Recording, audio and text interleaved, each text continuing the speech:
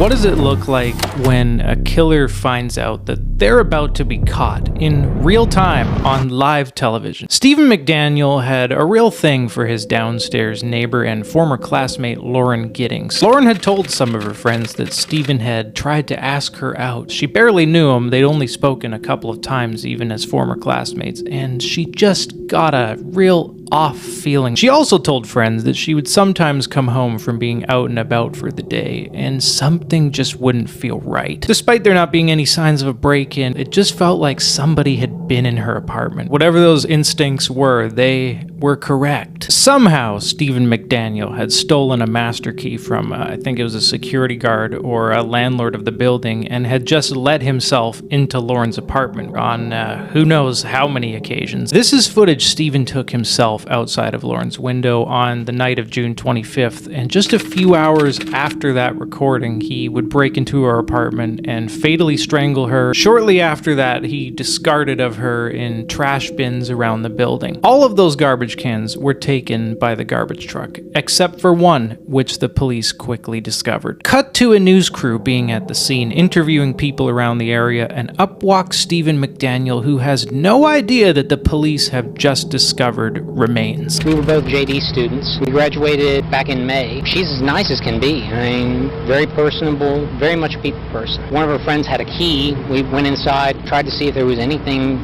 amiss. There was no sign that anyone broke in. What about in the parking lot area? I know they've been doing a lot of, I think that's where they had recovered the body or whatever they recovered from there. Body? Had you seen anything there? Are you okay, sir? I think I need to sit down. Okay.